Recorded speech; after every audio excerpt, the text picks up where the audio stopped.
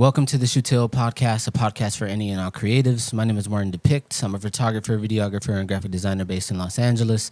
And today, I'm doing this in a hurry. I'm trying to pack up for my trip, and I figured why not record the whole thing and during my podcast. So this will be a little bit more visual, but I will be sort of explaining everything that's in my bag for those of you who are listening to it. Yeah, let's get started. All right, so I'm going on a week-long photo trip, and I have probably about 4 days of shooting. In between those days, I have some days to like edit and work. But this is my carry-on gear case. So this is a Pelican 1510 case. This meets all the regulations for a carry-on, and you don't have to worry about it not getting through security or anything like that. And I should mention that I never allow my photo gear sort of like out of my vision. Like cameras and lenses always stay with me. Lights, stands, things of that nature. Maybe a gimbal, that's okay to throw in my check-in, but like cameras and lenses, those always stay with me. It's just sort of like a security thing. I just feel better when they're with me. So let's go ahead and open this thing up. All right, so I emptied this thing out, and there are a few things in here already that I'll go ahead and talk about before I throw other stuff in here.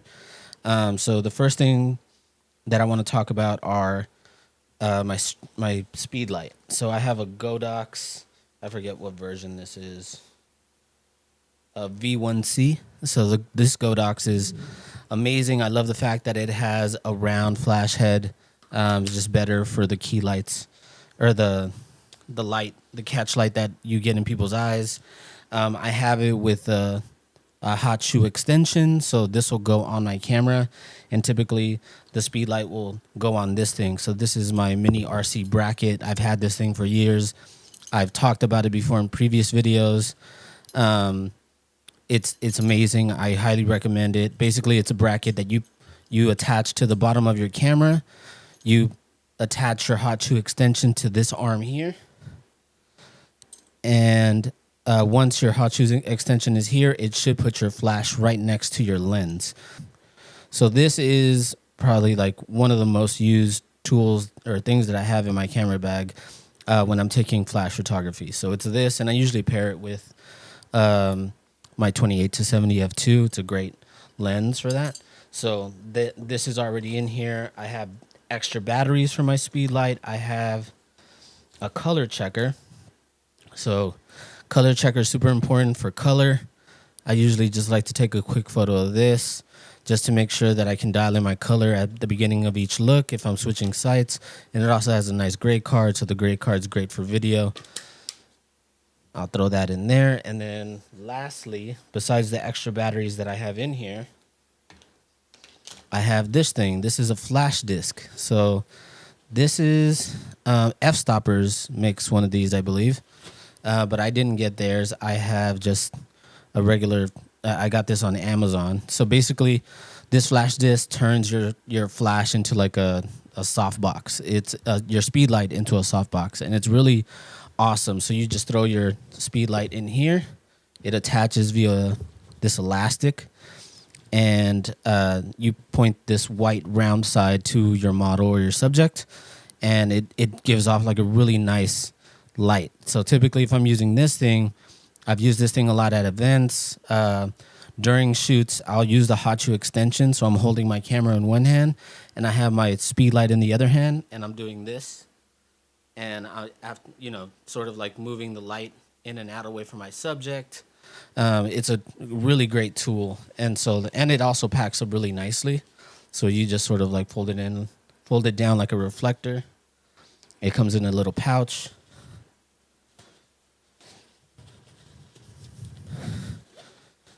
Like that, and I just, really simple, really easy to use. And then I have some things here. So I have my Rode Wireless Pros here with some lav mics. And then I have just like a USB plug, as well as some USB-C charger wires that'll just sort of like come in handy for any charging that I have to do while I'm on the trip. I'm not traveling outside the state, so I don't need to bring any adapters for different countries or anything like that. This big pouch here is supposed to be for my laptop, but I'll keep my laptop in my backpack. It's also probably better that way because lenses are probably constantly pushing up against it. So it's probably not the best place to put anything or anything valuable, especially like a laptop. So I'll usually leave this pouch empty unless I absolutely need to put something in there. So let's start packing this thing up with actual gear. All right, so the first piece of gear that's going in here is my Canon R3.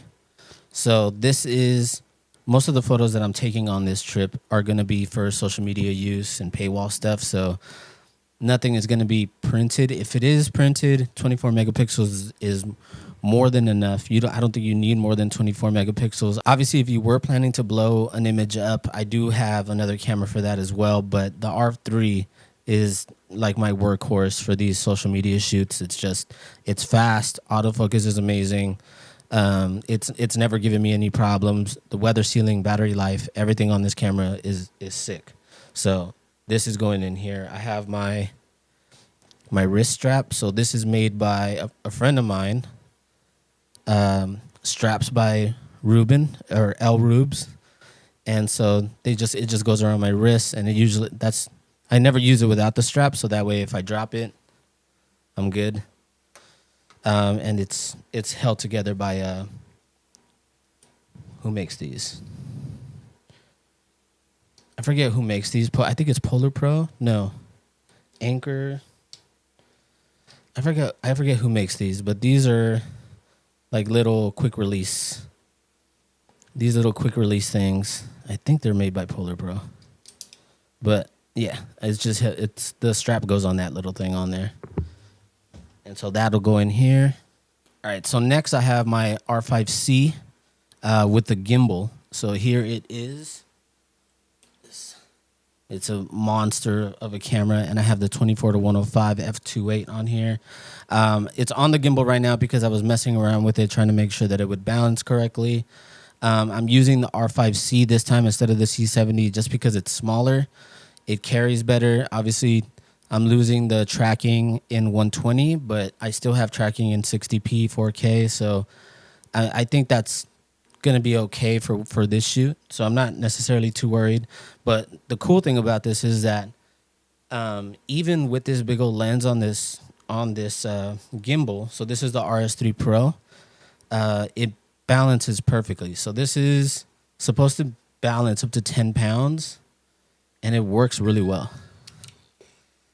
So this is how this works here.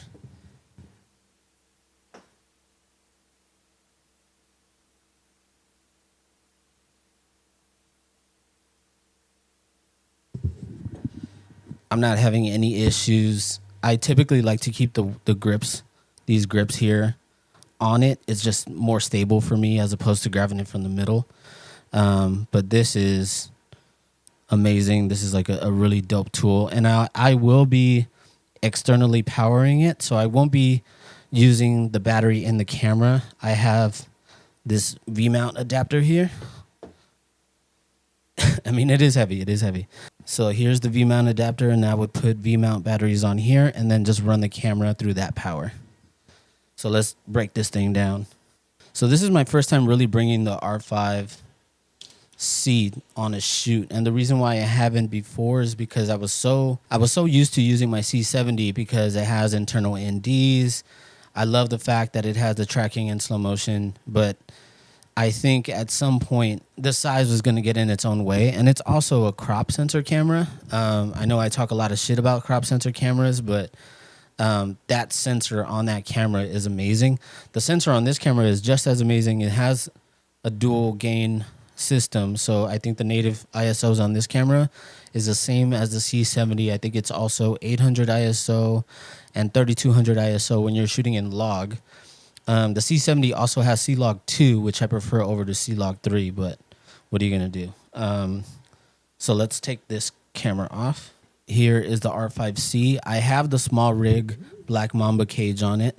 I do have also the handle that I'll probably throw in my backpack, but I have this with this counterweight here on the front, and the reason why I added just this 50-gram counterweight is because I was able to balance it just right to where the gimbal doesn't hit the eyepiece, because that's probably one of my biggest issues when you throw the 24-105 on the camera or on the gimbal, is that when you're maneuvering the gimbal around, it's always sort of like hitting the eyepiece on this back part of the gimbal. So by adding just that tiny counterweight on the camera along with the cage, I was able to sort of like balance it just right to where it doesn't hit that the back piece with the eye cup. I will take the counterweight off when it goes in my bag, and then I'll also take this. They make this attachment for your wires.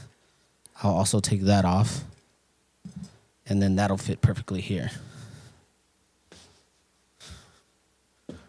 Perfect. Now the 24-105, I won't take off the plate.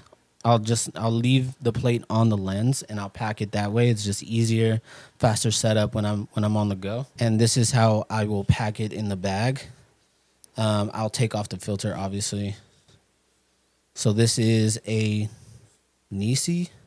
Yeah, this is a Nisi True Tone variable ND. This is 1 stop to 5 stops.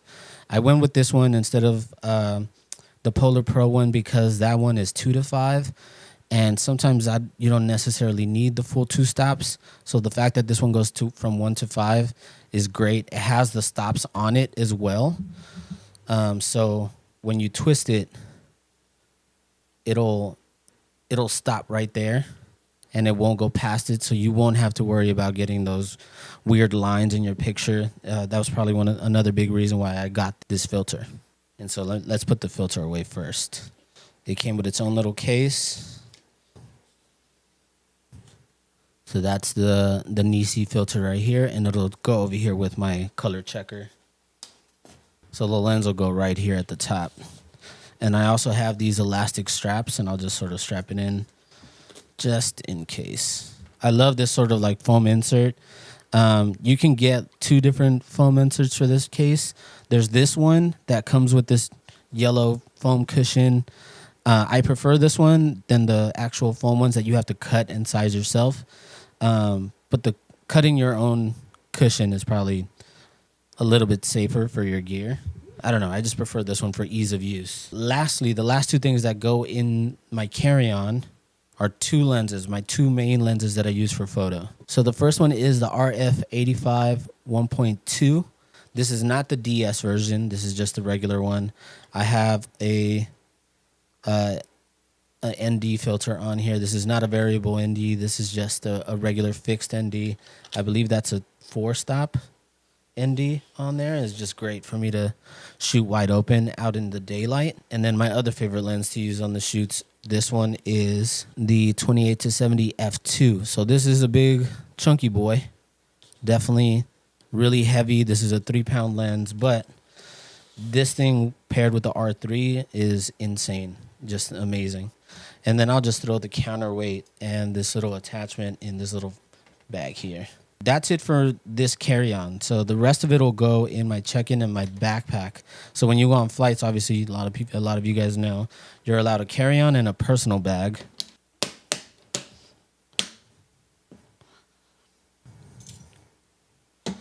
So there's that. So my personal bag is going to be this in-case DSLR backpack. I believe they still sell this one on the site. They have another one called the DSLR Pro, which is much thicker. And I'll show you guys how thick that one is because I have that one too. But that one's definitely not a personal bag. That one's way too big. You'll probably have to list that one as a carry-on. But then this is the difference. So here is my DSLR Pro. And just so you guys know how big it is, on the back, if I open this up, I have like wires and my AD600 Pro. So it's a big boy. This is definitely not, like, you can fit, obviously, like your bigger cameras, your bigger lenses in this, but the fact that it's big enough for it to fit a whole strobe back here is pretty awesome. And I don't know why they stopped making it. The main reason why I love In-Case's backpacks is because the only gear entrance is through the back, or through this top part where you could just sort of like quickly access your camera with a lens already attached. That was great. And then I love that the laptop isn't against your back. So my big issue with backpacks is that a lot of the times the laptop will be against your back. And if you have a lot of gear in your bag already, when you have all that weight, the minute that you go down and you pick something up off the ground, just a little bit of flex in the MacBook Pros, and it could sort of like damage it in a pretty serious way, cause it to overheat, things like that, things to disconnect. So I just much rather have my laptop up here, and so here's where your laptop would go. So very similar to this one is my actual bag that I'm taking on the trip. This is the smaller one. So you have the pocket here, and then my laptop, charger, Apple Pencil, my iPad would go right here. And then I have, what else do I have down here? Oh yeah, I have my memory card case. So I have this case. So these are all the cards that I'm taking on my trip, besides two that are already in my bag. So I have one CF Express Type B in my R3 and my R5. So that's 5 CF Expresses and then 6 SD cards, just in case. Along with that, let's actually talk about hard drives as well. So I use 2 of these things. So these are the Extreme Pro SanDisk SSD. The reason why I love these is because they're so small but so fast. These things, I think the read-write speed is like 2,000 megabytes a second, which is extremely fast, way easier to work off of, especially if you're doing stuff in Premiere Pro. It keeps your, obviously your laptop running better if you can work off of an SSD like this. They do heat up quite a little bit, but I've never had issues with it. Just like a really great thing. So I have 2 of these. One is a backup, one I work off of. But both of them have the exact same thing, just in case. But always back up your stuff. Always, always, always back up your stuff. So here's where I'll keep my SSDs, just right in the front pouch. So here's 1, here's 2. I bring 2 wires with me. This is a Thunderbolt 3 wire. This is extremely fast. It's actually one of the only wires that could probably hold up to that speed that the drives give you. So I highly recommend either you guys getting a Thunderbolt 3 or a Thunderbolt 4 wire. This is a Thunderbolt 3. This is not an Apple one, but I do have an Apple one here. So this is my Thunderbolt 4 Apple wire. These are expensive. I think this one's like $160, almost $200 with tax. They're really nice. They have this like knitted, braided wire. They're really thick. But the transfer speed on this is even faster than the Thunderbolt 3. I highly recommend them. This one's a little bit longer. So I have to like pull it up a couple times, but this is awesome. I like never leave my house without one. It's just really amazing to be able to transfer files at the highest speed possible. If you guys have a hard drive that is supposed to be pretty fast, but for some reason transfers slower, I guarantee you it's the wire that you're using. So Thunderbolt 3, Thunderbolt 4, highly recommend those. So that'll go in there as well. This is a SanDisk CF Express card reader. This is an Anchor Ethernet converter to Ethernet to USB-C converter. One of these dongles I would recommend for you to just plug in directly into the router of wherever you're staying. Okay, so now let's open up the back of this thing. There's already some things in here which I'll talk about. So one thing is the Canon R3 battery charger. So this is the same one that I think I've used since the 1DX Mark II. Great charger. The wire's in here as well. And then here are my 2 V-mount batteries. So these are by Small Rig. This is the VB50. They're smaller, but they do the job. I think they last, my R5C, I think it's like 250 minutes, which I don't know, it's a couple hours. I'm not good at math. You guys know this already if you guys have watched the podcast. These next 2 lenses are like just in case lenses. So I like to bring them just in case, but most of the times I don't necessarily use them. But when I'm gone on a trip like this, I'd rather have them on me than not have them. So the first one is the Canon 15 to 35 f2.8. This is IS stabilized as well, so it's a great lens for video. I might use it for video if I need to get wider than that 24, but if I don't, it's just good to have. For photos, it's really great as well. The next one is the 70 to 200 f2.8. So this is the Canon lens that extends, really compact. I've used it in a couple scenarios if I need to get that extra range, but it also gives you really good compression. So those are my just-in-case lenses. Now let's break down this gimbal. And half of the gimbal will go in here and the other half will go in my check-in.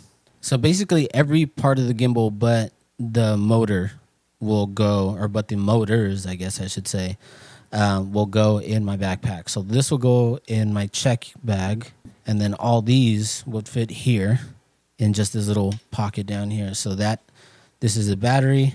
These are the tripod legs, both arms, and I'll leave the V-mount attachment on, and then the handles will go in there. Then I have the small rig handle. That'll go in this little pocket here. Now in the quick access pocket is going to be my everyday carry camera, which a lot of you guys probably know is my X100V. But I got my X106 in, and so I did a whole unboxing for this, and I was going to plan to do it on another podcast, but it didn't go horribly wrong, but some of the accessories that I got for it didn't necessarily fit. So I got a lens hood from Square Hood because I've seen people use them and I actually love the design. But the weird thing is that the Square Hood that I got wouldn't fit with my SFX subtle dream filter, which is weird because I've seen people use filters with that lens hood, and for some reason it just didn't fit. So really quickly, I'll just go over some of the accessories on this thing. So I have this Square Hood on it. I can't pronounce the name of the brand who makes it. It is Haoke. It's actually really great because the Square Hood, when you take it off, there's an attachment for the lens filter, and I didn't have an issue getting my Prism FX subtle dream filter on with this hood. This is actually the lens hood that I used on my X100V, and I just transferred it over to this X106. I also transferred over this thumb rest. So the thumb grip lets you get a better grip on the camera, obviously, and then I have a black soft shutter release button on this. So far, I'm loving the camera. I do kind of want to share some of my presets with you guys. I have 6 presets. I use 2 of them that are on the Fuji app. I have the Portrait 400 V2 recipe on here. That's probably one of my favorites on here, as well as a HP5 recipe that I got off of that app. And then I have a couple custom ones that I call just like Depict Warm, Depict Cold, and then Depict Auto, which are just sort of like some ones that I sort of created for the way that I use the camera. But that'll go up here at the quick access pocket. And then I got this new thing.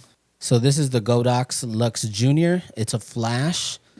It's technically a speed light. It's made for cameras like this. I can actually use it on my G2 as well and any of my other film cameras. I'm bringing it along on this trip to use with my X106 because when I'm using flash on my X105 and the 6 camera, the battery dies really quickly. So in order to get around that, I'm going to be using an external flash. I'm hoping that the resync time on the flash is a little bit quicker when I'm using an external flash than the one on the camera, and also sort of helps the battery life on the camera as well. So I'm excited to use both of those things. But that's pretty much it for everything that I'm taking in my backpack. All right, so the last thing that I wanted to talk to you guys about was insurance. So when I'm going on these trips, obviously I'm taking a lot of stuff with me. It's always a little bit scary. You hear these stories about people getting robbed or their rental car broken into. First of all, never keep your gear in your car. That's just dumb. But a good way to protect yourself and your gear from this type of stuff is business insurance. I've had a couple different policies by different companies in the past, but the one that I have now is Locked in Affinity. And I got Locked in Affinity through PPA, so Professional Photographers of America. This is not sponsored by them. They did not pay me to say this, but I highly recommend it if you don't have insurance, or if you're just a photographer and you have a camera and a couple lenses. I highly recommend for you to just sign up with their basic plan. I think it's like $25 or $35 a month, and that covers up to $15,000 of a year. That's their base plan. If you do have more than $15,000 worth of gear, then you would just sort of apply for their higher tier coverage, which then is processed through Locked in Infinity, which is an insurance company. And then at that point, you would have to list everything that you own along with the serial numbers and their value, and give that list over to the company. They would then charge you for the amount that you are trying to get insured for. I'm not sure how much I pay monthly. I think throughout the year, it's $2,500 for the whole year, but it's worth it. You know, it just in case anything happens, you want to make sure that you're covered. Also, if you're shooting, I would highly recommend you guys just sort of keep hard drives and stuff like that on your person. Just make sure that you guys don't lose any of that data. Obviously, the photos and the files themselves are very important. So just make sure that you have a system. You know, if you're traveling with somebody, have two separate backups to where you have a backup on you and they have a backup on them. I've been in situations where I've dropped hard drives and have lost files, and it was, my biggest nightmare, and I don't wish that on anyone. So I highly recommend you guys just having backups, backing it up to the cloud, doing something so you guys don't ever have to run into that issue. I've never had a memory card fail on me, but I do know that it does happen. I know people that it's happened to. And when memory cards fail or they get corrupted, at that point you're losing money because you can't charge your client for work that can no longer be done. And it's just way better and safer for everyone to just have backups. But on the base level, sign up for Professional Photographers of America if you don't have any insurance. Again, it's fairly cheap. The sign-up process is really easy. This is not sponsored. They're not paying me to do this. I just think it's a good idea to be covered. You don't ever want to be left without any coverage or in a position to where you can no longer work. Obviously, if something happens, you drop your gear into the ocean or it gets stolen or something like that happens, you want to be able to continue to work without having to worry about where am I going to get money to replace all this from. Insurance is just very important to have, so I highly recommend it. Again, not sponsored, but, head over to Professional Photographers, or I think their website is ppa.com. So I think that's it for today's episode. Just a really quick heads up. I did post the BTS for Project 3, the March project, on my Patreon, Shoot to Ill. That I'm really happy with how the photos turned out. I need to schedule a live stream, which will probably happen the week of the 25th. I will probably schedule that live stream. So the editing stream and the layout stream will be that week. Next week's episode is sort of up in the air right now. I'm going to try my hardest to film another episode, whether it's on my trip or when I get back. But I want to make sure that it doesn't take away, or that this podcast doesn't make me sort of like neglect my clients. I'm not anywhere close to a point to where this is sort of like my main gig. Definitely not a YouTuber yet. I don't even think I'm have gotten good at talking yet. So it's like a whole different thing, different set of issues that I probably need to talk to my therapist about. But anyway, I hope watching me pack for my trip was helpful to you guys, just seeing how I pack and what things I put in what bags. Obviously, I bring probably more gear than I need. For me, I'm definitely in the mindset of like, it's better to have and not need it than to need it and not have it. We'll see. I'll let you guys know what I use and what I don't use on my next podcast. Stay tuned. Thank you guys again for watching. If you're watching this on YouTube, please like, subscribe. If you're listening to us on Apple Podcasts or Spotify, please leave us a good review. Us. I keep saying us. Thank you guys again for watching. I'll see you guys next week. Keep shooting. Peace.